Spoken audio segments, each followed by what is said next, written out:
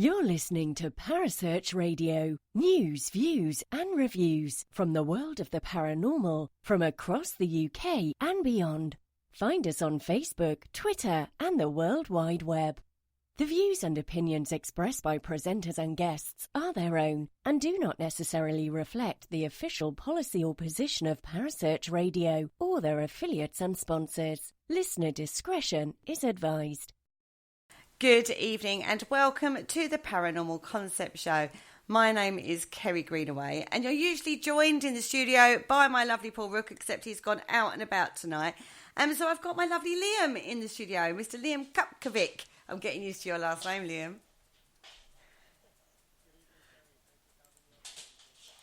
Oh, as always a pleasure, Liam, always a pleasure. Now, tonight we were talking about what we could talk about, what topics we could talk about. And we're both very spiritual people when we work in the field, aren't we? We are indeed.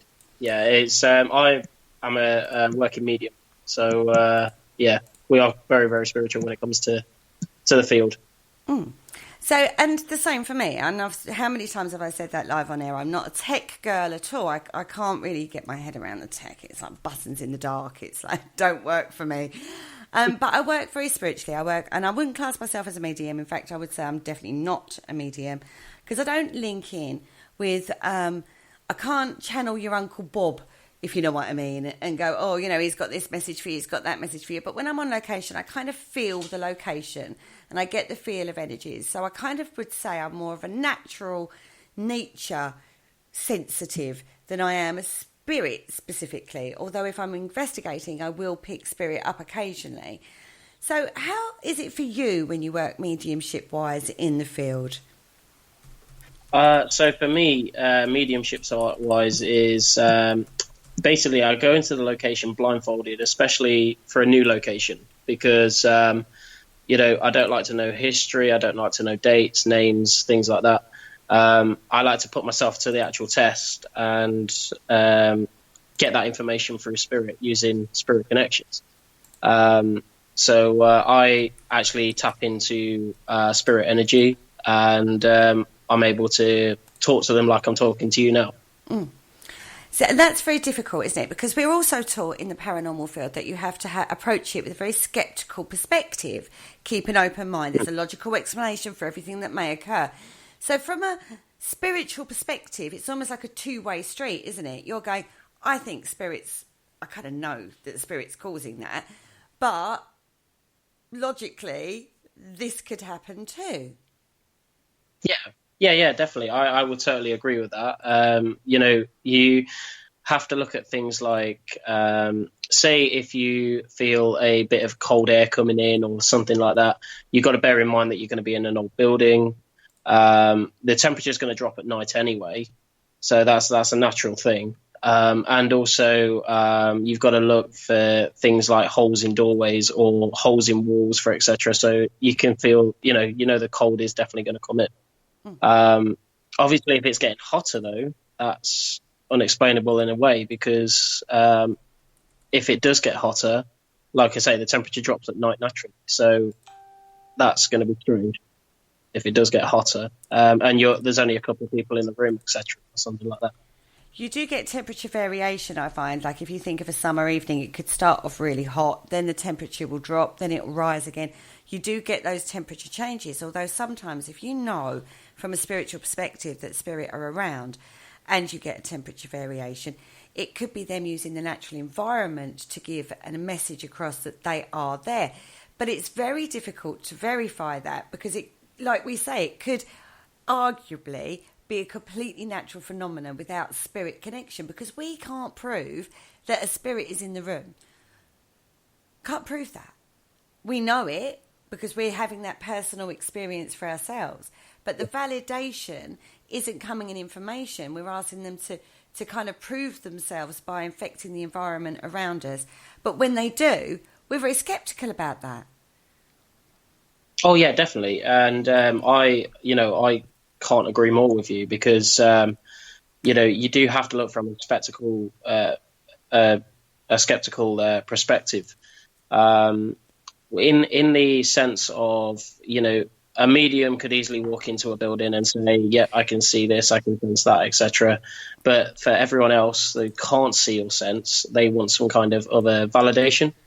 So to get that validation, we obviously use equipment to say spirits there, like K2s, REM pods, Mel meters, EDIs, etc. You know, we try and catch it on camera as well, which is quite difficult, proving quite difficult.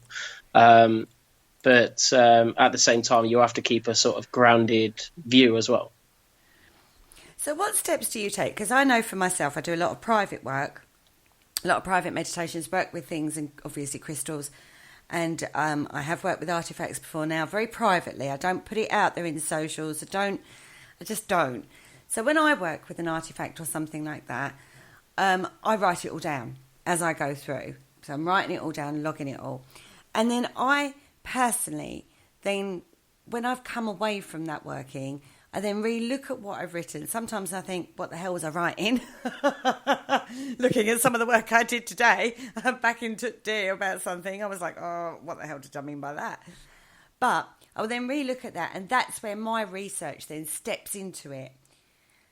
Yeah. Is that how you do it when you've done an investigation? Because when I do an investigation, I literally say I work purely spiritually, and that the work will stand on the night, because usually you've got somebody who's done the history, you've got somebody who knows the kit, and you've got, I just go and do my thing on investigations, because I kind of do investigations purely for my personal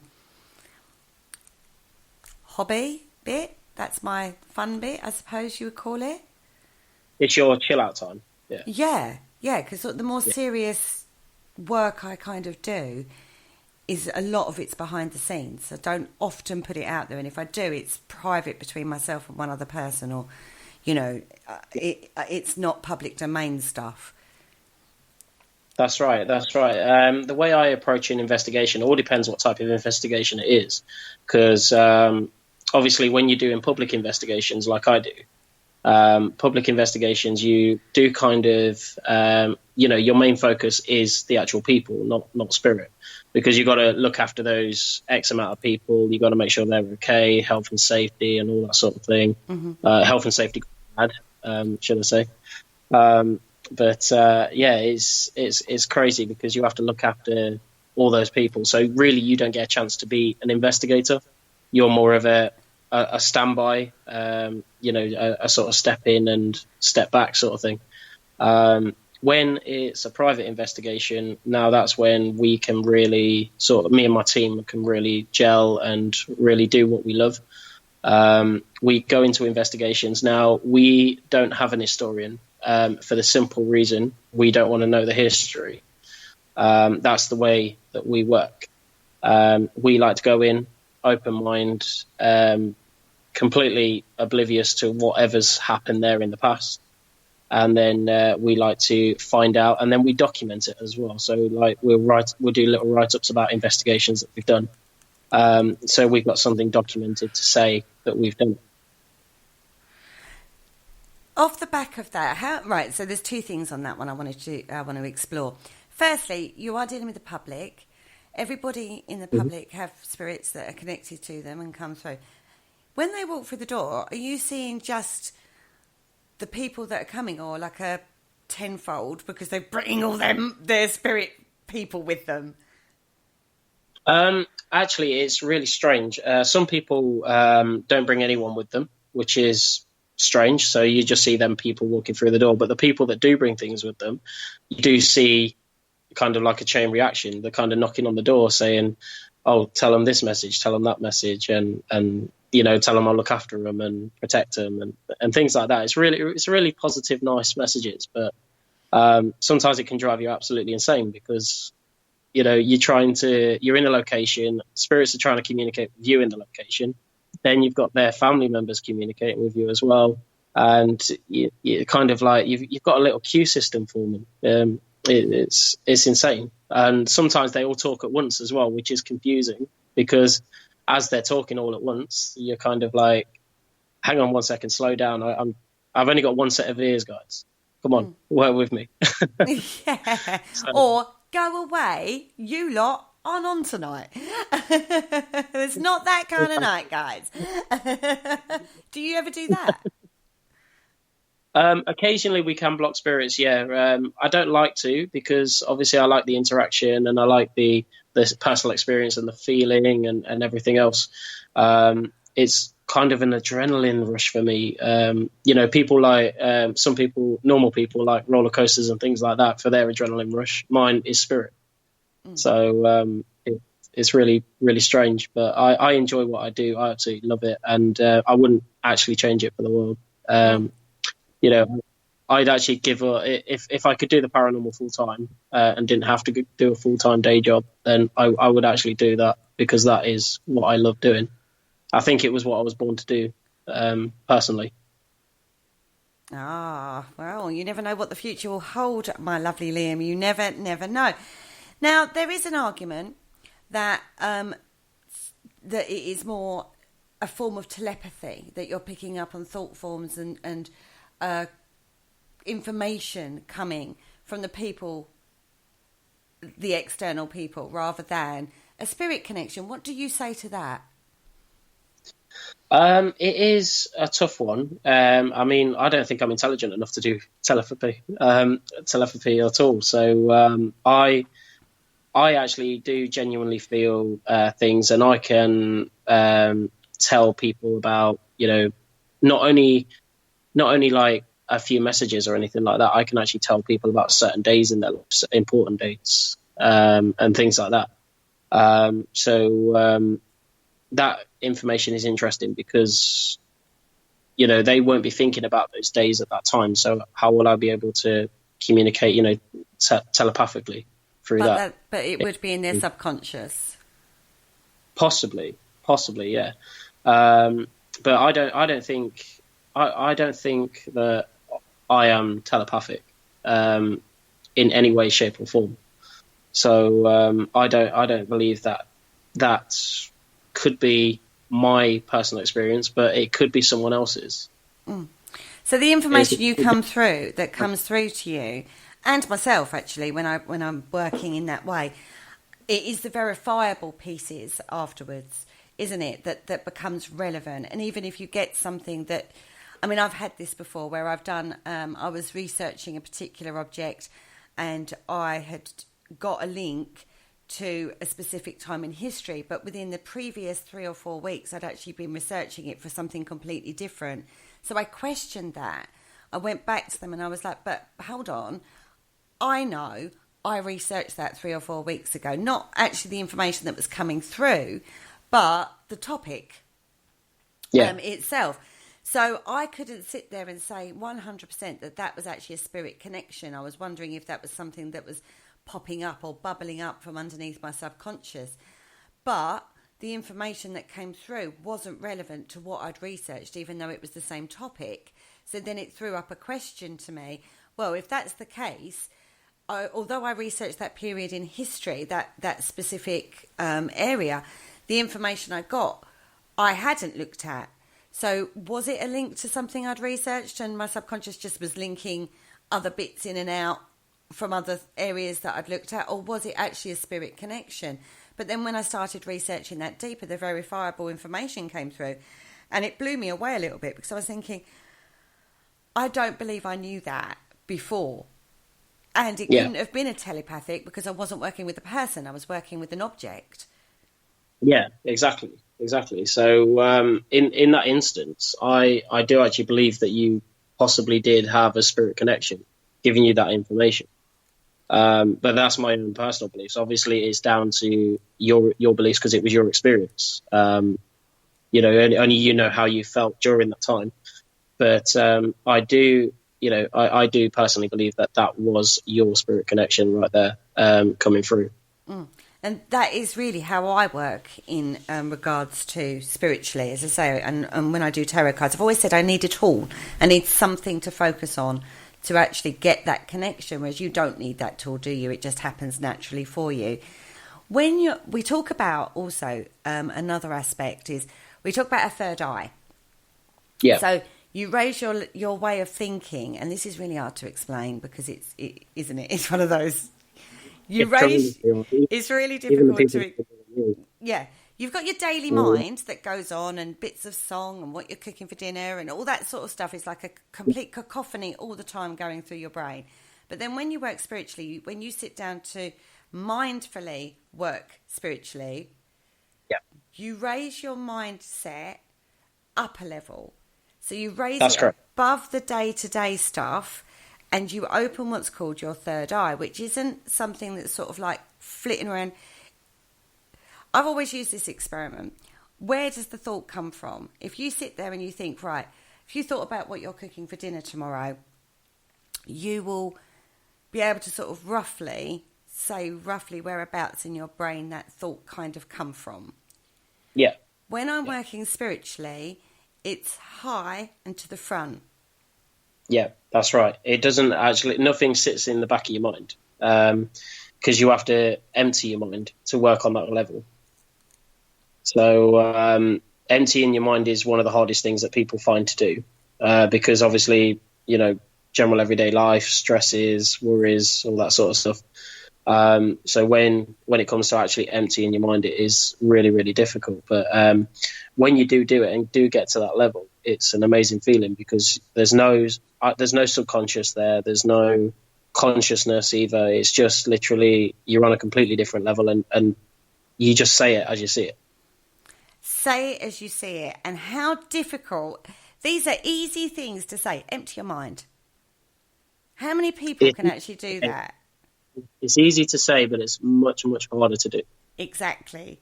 And this is the problem with spiritualism in general, isn't it? There's a lot of easy terms. Empty your mind. What is it you want? These things, everyone goes, well, I don't really know what I want. In regards to manifestation work, empty your mind. Straight away, your brain goes, but you've got the washing to do, or you didn't do the washing up, or oh, you've got to run to the shop tomorrow to get the, I don't know, milk or dog food or whatever it be. Do you know what I mean? It's one of the easy concepts and not easy to do, and they take practice. Now, your mind is a muscle. Definitely. And actually, I can back that up scientifically because they say that if you're suffering or in the early stages of like dementia or Alzheimer's or something like that, do brain power type tests. Keep your brain active. Keep it active all the time because it's a muscle. And the more you work the muscle, the better it is. It's exactly the same with your spiritual muscle. Yeah. Exactly. And they also say keep it clean. Keep your muscle clean. So you are mindful about what you eat, what you surround your environment, what you surround yourself by, even down to people that are around you. If it's not serving your purpose and cluttering your mind up with worry, then sorry, mates, you got to go. All those, I can't work spiritually if I'm having a hard time. Yeah. I don't know about you. Yeah, exactly. If I'm having a really, really hard time, it does throw me off my game completely. And it puts you in that kind of mindset. So, but I'm quite fortunate, to be fair, because I've got a wonderful team that back me up. They literally bend over backwards. We all bend over backwards for each other. So we all make it work. If one of us is feeling down, like we've got our own like personal group chats going on and things like that. If one of us is feeling down, we'll cheer each other up. We stay in regular contact. We make phone calls and things like that to just basically just keep that connection there, keep things going, keep things running smooth, and to be there for each other. Because we're not just spiritual friends, we're literally like everyday friends as well. So it's a nice little family circle we've got going. And that helps. It does help a lot when you're trying to work spiritually in that environment, doesn't it? Now, when you go to a location and you first hit there with your team, do you do a personal, private walk around all by yourself before your guests arrive? Yeah, we always get to locations early, walk around. So, number one, so we know where we're going. So we know where we're taking the guests. Good point. And then also for things like our own personal experiences. So like if we're picking up stuff and we're walking around, we like to do just a couple of experiments before we get started, just so we can get a feel for the location, a feel for the spirits that reside there. it's fantastic. I absolutely love it because that's my favourite part of the night, because I know what kind of night the guests are going to have, if that makes sense. If Spirit are telling you that? Yeah. Spirit tells me the kind of interaction that they're going to provide for us, which is interesting. And many times their Spirit have told me what they're going to do, and it's actually happened during the night. And it doesn't have to necessarily be in my group either. It's like we do take groups off and we split into like smaller groups and stuff because we prefer the smaller teams because it's a better experience for people. So we split off into smaller groups, and then the other group will come back and say, "Oh, such and such happened," and I was like, "Well, Spirit told me that earlier, that he was going to do that, so I'm glad that's happened." And I'm glad. Do you log that? Yeah, we log that. Yeah. So you can say at 8:15 p.m. I think Spirit are going to do this at this location at this point, and affect, I don't know, come through on the Ouija board or whatever it be. I'm just chucking, scenarios out. And then at, say, 2 o'clock in the morning, a completely different team from you have gone into that part of the location and produced the information that you provided at 8:15. Yeah, we've done that before. We have actually done that before. Can you then start being sceptical about that? Could you be sceptical, or could you say it's not spiritual, it is a telepathic thing because you've already put that out there? Oh, so I do. Because for the simple reason, I do believe in the universe as well. If you put something out there, I do believe that it does react and it does give you something back. So potentially it could be a universe moment, but also at the same time, with the connection that I have with Spirit and things like that, on my personal level, I do believe it was Spirit connections. But that's a really tough one for me because I'm on a fine line between the universe and things like that. So I've always believed if you put something out there and you want it bad enough, it will happen. So it's not, I say, my belief systems, our belief systems are very, very similar. And that's what makes it so interesting working in the field. And that's actually what drives me forward, is that I have this belief system. I acknowledge it's a belief system, and that's how I work when I'm working spiritually.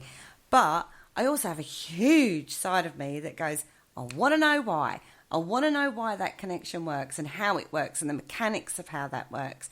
Is that where you come from, or are you blind faith believer? And I don't mean that derogatory. No, I do actually want to know how it works. Sometimes I pick up on things, and then I think, how the hell did that happen? Or how the hell did I get this information? Where's it came from? And the questions start to arise in your mind, and you start questioning yourself, your abilities, and you start questioning the actual whole situation, and you start to feel like I actually want answers, right? And I've got more questions than answers. And it does happen. It really does happen. And it's just like, it's an incredible feeling, but it's also frustrating at the same time. It's an incredible feeling that it's happened, but it's frustrating because you don't know the mechanics behind it. Exactly. It's the why, the whys. Why, how, who, why, who, when, what, which, where. It's those questions that come in, isn't it? It's constant. Now, I've also done, as you know, I research a hell of a lot, and I've come around to the understanding, or the thought, not the understanding, the thought that we are externalizing an internal belief system. So our belief system is actually what is quantifying the external experience. So we're kind of like projectors then? Yes. So we're projecting, we got the information inside us and we're projecting it out. Yeah. Yeah, I get that. And possibly we are doing that, but at the same time as well, can so many people walk into a location? This is the other question. Can so many people walk into a location, get exactly the same information on different nights, and these people have never communicated amongst each other? But there is research to show that it is possible for a group of people to create an energy form, like a tulpa, like the Phillips experiment, like the skull experiment. If one goes into a location time after time after time, maybe the psychological clues in the location are giving us that information, which has built a thought form, which then others then pick up on it when they go into the location. See, this is the quandary with working spiritually and trying to keep a skeptical mindset. That's an incredible answer. I love the way you've put that. That's absolutely amazing. And you're possibly right. You're possibly right that we do literally leave. It's going to sound weird, but we kind of leave part of ourselves in that location, so people pick up on that energy and that aura. We possibly do, leave ourselves everywhere. I mean, this conversation we're probably having now. You never know, in like 200 years' time, someone's going to come along with a K2 and said, "Oh, two people were talking here." You never know, right? You never know, because we've left that energy there. It's incredible when you leave an energy, because then it sort of manifests into something bigger. Well, yeah, exactly. And I say experimentation has been done on this to, to sort of like back that argument up. But then I've also had another... Richard Clements in the chat room. Hi, chat room, by the way. And Richard Clements says, "Welcome to Kerry's world, Liam." Ooh, we've only just started. Now, I came across an instance where an author told me that there is a well-known fact that occasionally authors will put a false fact in the information they're putting out there, just to see how much it's generated and generically put out there without another person researching those facts. So my argument was, well, if you're putting false information out there, people start believing it, and that belief in that fact, even though it's a false fact originally, is enough to create that entity or that paranormal experience in that location. What do you make of that? Oh, I'm testing him tonight, everybody. I'm testing him tonight. Well, honestly, I think you could, once again, it's all down to personal experience again, because possibly that is a fact, that could happen. But also at the same time, working with spirit is one of the most unique things, because not everyone can do it. I say the reason not everyone can do it is because you will get people out there. There's a lot of people out there, to be fair, that go, "It's a waste of time. It's not real. It's this, that, the other." Things like that. So, almost like you do get belief system blocks that experience, because their belief is it doesn't happen. It's not there. It's not real. It's once we die, we die. Yeah. That's it. They've kind of put themselves in that kind of mindset, which is kind of upsetting, really, because, if you believe you just die, that's it, well, this world's not exactly the greatest, is it? I always think with that one, when someone says that, I think, then what's the point? What's the point? Exactly. Why have we got consciousness? Why do we experience emotions and learn and evolve and change through our personal experience in a way that no other animal on this planet seems to, in the way that humans do? Obviously we don't know, because we can't get inside the head of a monkey, for example, or an elephant. But we are beyond fight or flight. Although fight or flight is still an integral part of our experiences, we learn and evolve from that. Whereas a lot of other species rely on that. Yeah, exactly. A lot of other species, like you say, they have their things that they're born with, for natural defense mechanisms and attacking mechanisms and all that sort of thing. But we kind of create things to help us, where no other species is creative. We invented the wheel. We invented like planes and trains and all these different things, so we could fly, go across water, boats and all that sort of stuff. And animals don't seem to have that. They just literally, they're born, they have their defense mechanisms, live their everyday lives, and that's kind of it for them. We get a lot more freedom and things like that. But we're really strange creatures, to be fair, because obviously everyone's got a different opinion, everyone's got a different view on things, and that's where a lot of our negativity comes from, because of opinions and views and emotions and everything else. And emotions are a big part of the paranormal as well, because a lot of people in the paranormal are empaths. And when you're an empath, unfortunately, you feel all the good things, but you also feel all the bad things as well. So it's a mixed reaction. But once again, is that subconsciousness? Who knows? But I always say energy doesn't lie. You can walk into a room after someone's had an argument, and with that, they might be acting perfectly normal. They could be going, "Oh, hi, how are you?" You kind of know that there's been an argument in that room, even though they're being absolutely fine. There's no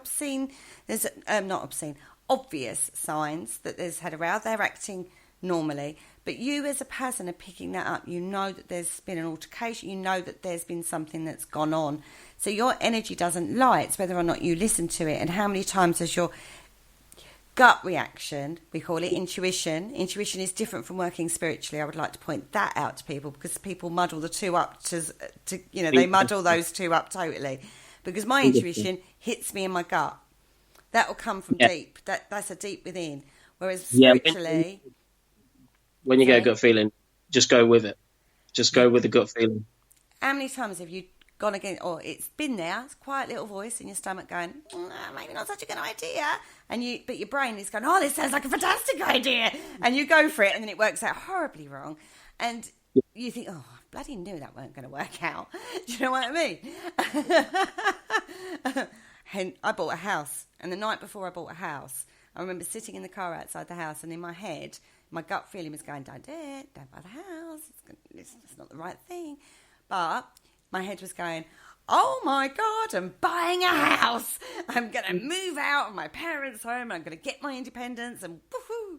That overrode the don't do it. 2 years later, done, gone, house sold. And I was sitting Fair there enough. When I sold the house, I was sitting there thinking, should have bloody listened to my gut feeling in the first place. This wouldn't have happened. That's the problem. We don't actually listen to ourselves enough. We certainly don't. Going back to your concept of not everyone can do it, I think everybody can do it. It's whether or not you open the door for them, because I've sat down with complete skeptics before now and basically got a basic tarot deck out and sat down and said, right, say what you see.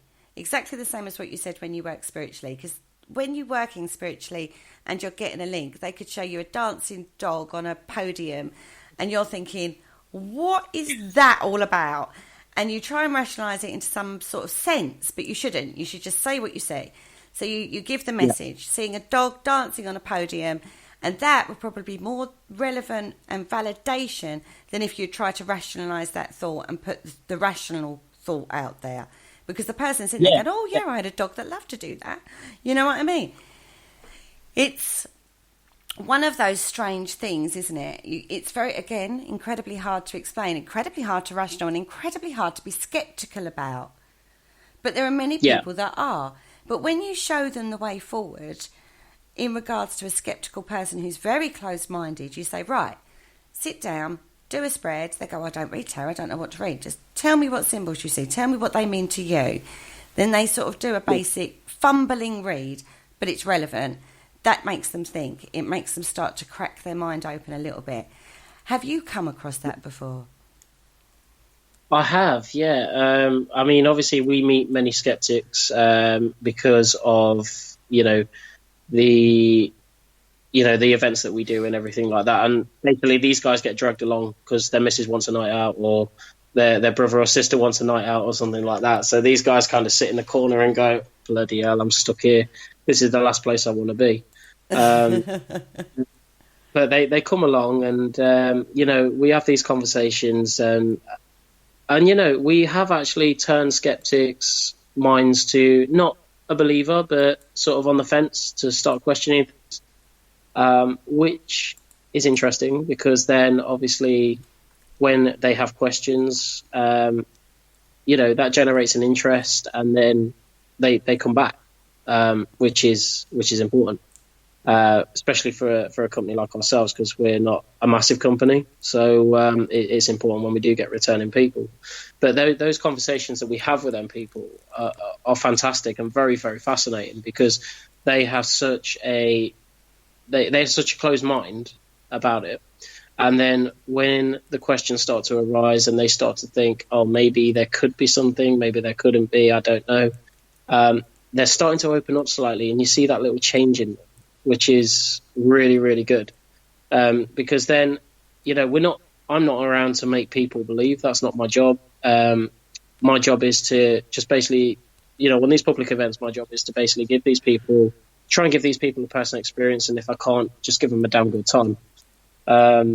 That's a nice social evening. You get to meet new people and different people from different backgrounds and different energies and things like that. So it's a nice social gathering, even if we get absolutely no activity. But I absolutely love skeptical people, in the sense of, because it's a challenge. It's a way that you can have a different view on a conversation on the same topic. It's incredible, the mindset of them and everything like that. It's incredible to see that change from when they go completely closed to start asking questions, and then a bit later on in time, sometimes they actually start to develop more of an interest for it, and then they decide to I've seen people literally go from skeptic to mediums in the time that I've done it. So it's incredible to see that change of people, definitely. Oh, I totally agree. Now, there is a thing called the ideomotor effect, or the idiomotor effect. I can never say it in the right way. I've been coached and I still get it wrong. But it's where they say that it's the... Pardon? I said, like my surname. Yeah, so Kerryisms, we call them. Behind the scenes.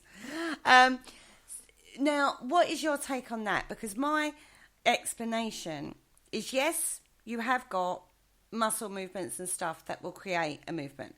However, not that much that it would create a massive swing on a pendulum or a dowsing rod or a Ouija board, to the point that we've had it going before now. Because if you're moving something, that. You can feel the difference when it's coming externally through you. You're not deliberately making the swing or something. What's your take on that? Because I always say, yes, it is your body that's doing that, but the responses you're getting is guided through you. They're using you to get that response through the tool that you're using. That's my explanation for that. So it is skeptically right. It is your body that's creating the movements on whatever tool it is you're using. However, the reason it is coming up with the answers it's coming up with sometimes is because there's a spirit guiding that behind that. Yeah. On that one, it's a difficult one, because especially with Ouija boards, because Ouija boards are obviously a communication tool, but at the same time as well, people, I do believe they do have a lot of people influence over them. For the simple reason, I'll give you a prime example. So we was at the Haunted Antiques on a public investigation. Now, obviously, these members of the public didn't know each other, and we sat them around a Ouija board. They all wanted to do a Ouija board, so that's what we did. And this girl was on it, and her grandma was coming through, giving all the right answers, giving her the names, dates, everything like that. So I just said to her, take your finger off for a second, because none of the others knew her gran or anything like that. And I says, right, okay, let's ask the questions now. Let's ask some different questions, obviously we don't know the answers to, and see what response we get. She took her finger off, and the glass didn't move. The glass didn't move at all. And it was, I believe it was her influence, definitely. She was probably looking for answers that she wanted to hear. because of obviously that loss and things like that, because losses do affect you in different ways. True. So I believe that she was looking for clarification that she was okay, but it was her mindset that pushed her to that, and that made her push the glass. So she wasn't deliberately faking. It was almost like a subconscious stepping forward to give her that comfort and that answers that she required on the board. Yeah, definitely. It was definitely a subconscious moment. But at the same time as well, like I say, I wanted to further the experiment to give her solid evidence that she was there. Because I wasn't actually picking up on her or anything like that. And none of the other mediums was in the group either. We just wanted to give her some kind of solid clarification where she didn't have any influence over it at all. And like I say, it just stopped. It was incredible. It just suddenly went from 100 mile an hour around the board to zero. To nothing at all. There is an interesting experiment you can do in regards to your own personal self, putting that influence onto a tool. And I've done this one before on location, is that we were getting very tentative movements on a Ouija board. And then I did the experiment by saying, right, okay, I want everybody to focus on the happiest moment of their life. Just the happiest moment you can think of. And keep your finger on very lightly, as you would normally. Yeah. Focus on your intention being the happiest moment of your life.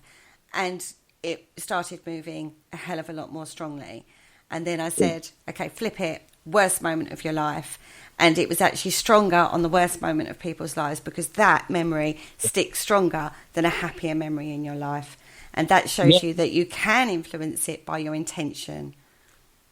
Definitely. And once again, that comes down to the emotional state of people. Because, you do remember all the bad things. Because straight away, when you go into like an argument or some kind of, mental state, you always remember, oh, this has happened to me, that's happened to me, and all that sort of stuff. And that negative feeling is stronger than the actual positive. And I believe as well, this is why we do pick up on negative energies in buildings quicker than we do positive energies, because that manifests there, that stays there, and it's a lot stronger than the happy times. So it's like when we went to Codden Farmhouse, straight away I picked up on the negative male that was there. I picked up on what he did and things like that. And then I clarified it later on. After the investigation had took place and everything, I clarified it with, I can't think of his name. He goes there.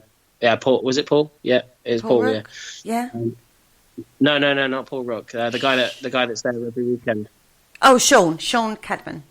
Yeah, Sean. Yeah. So I clarified it with Sean, everything that I got, detail wise and everything, and down to the last sort of detail.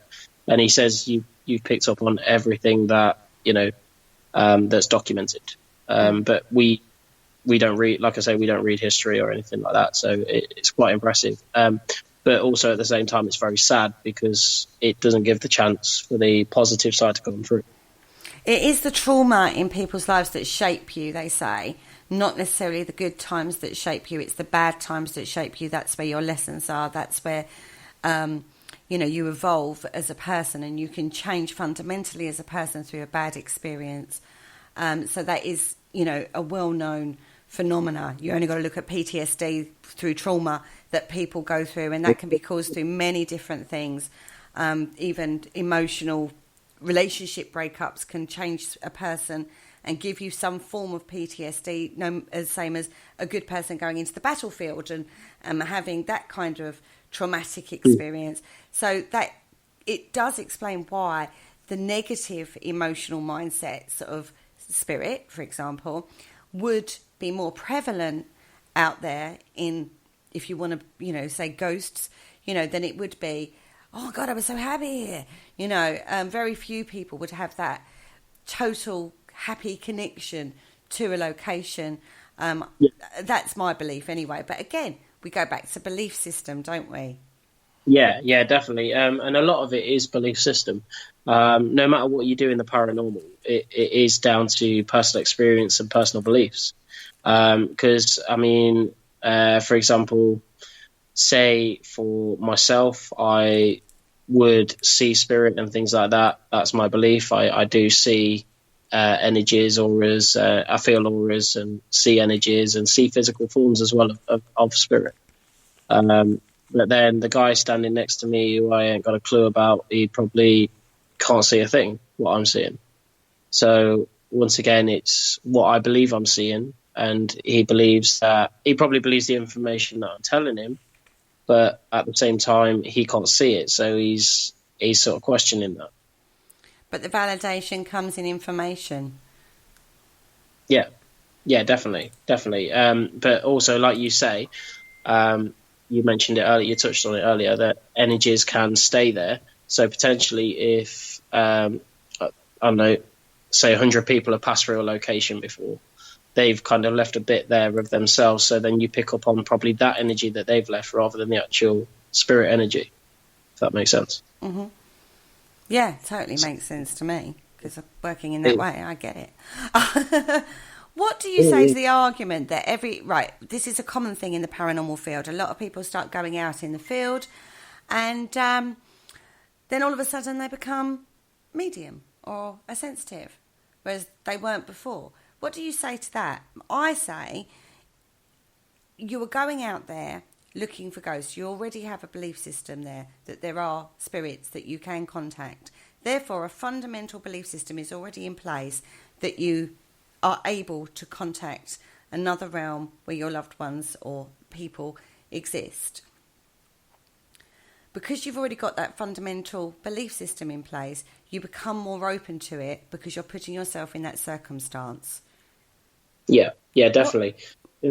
Definitely. I would say to that people are quickly to label themselves these days. Very, very quickly, whether it's for the right reasons or the wrong reasons, obviously that remains to be seen. But then at the same time, you can't just do, like, for example, I've done 2 investigations and now I'm a full-blown medium. It doesn't work that way. No. It takes a lot of work, a lot of hard effort, circle time, meditation time. You have to get in touch with yourself a bit more. You have to stay grounded as well. Grounding's very, very important. I can't stress enough how important grounding is in that situation, because if your feet leave the ground and your head's in the clouds, then that's no good.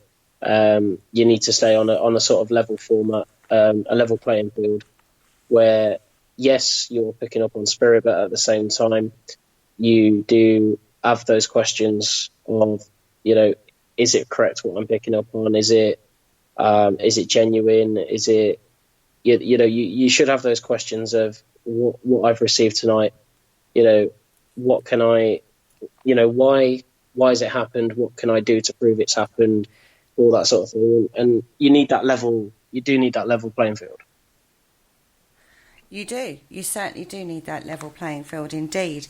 Now, we keep talking about belief systems and how we work in the field, and it's integral. Do you think that, for example, if you're incredibly religious, you would have more of a religious experience, whereas if you're more mainstream and haven't got a particularly set religious belief system, but you kind of believe that there is life after life, you're more likely to have a ghost kind of experience, what you would expect to receive from the other side. Do you think your belief system colours your experience, your personal experience?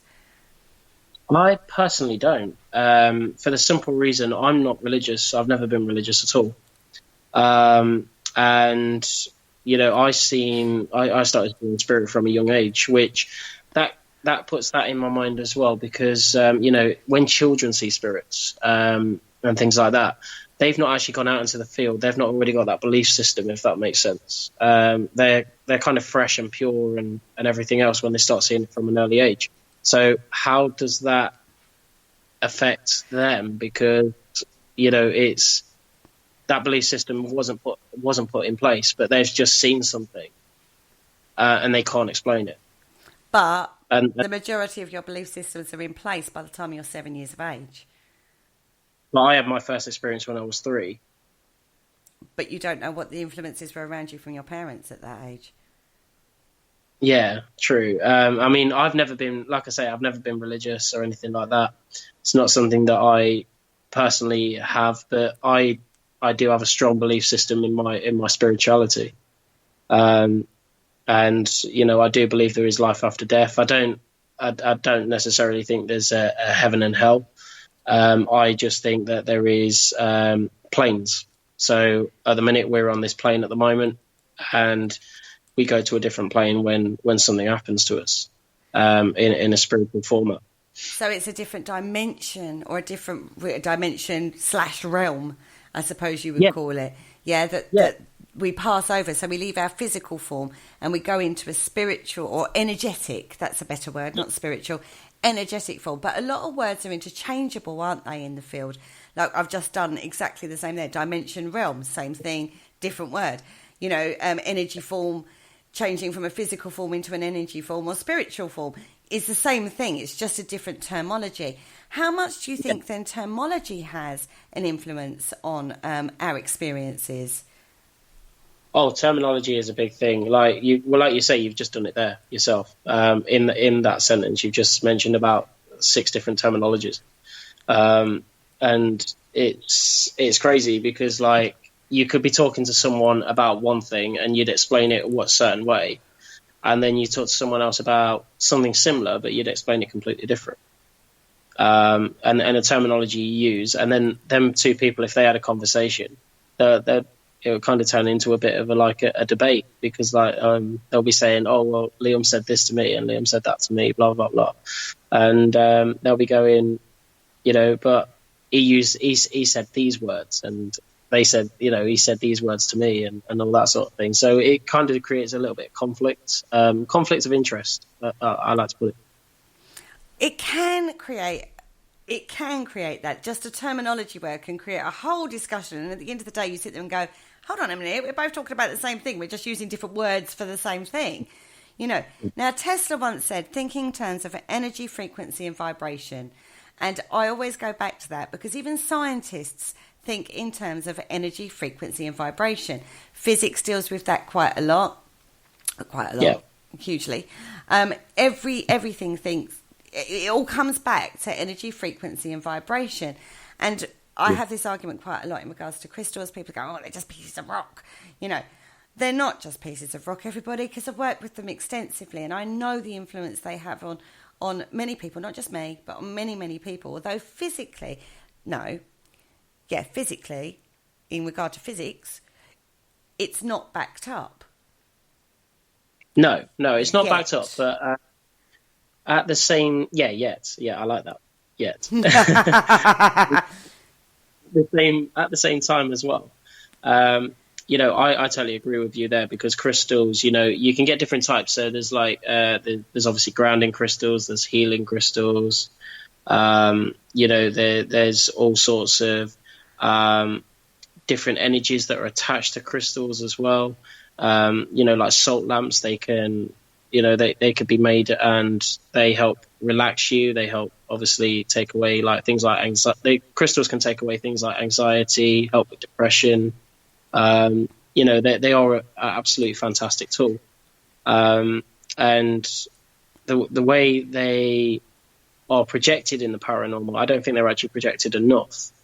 Because a lot of teams don't go on events and use crystals and things like this. They're more into your K2s and your REM pods and all that sort of stuff.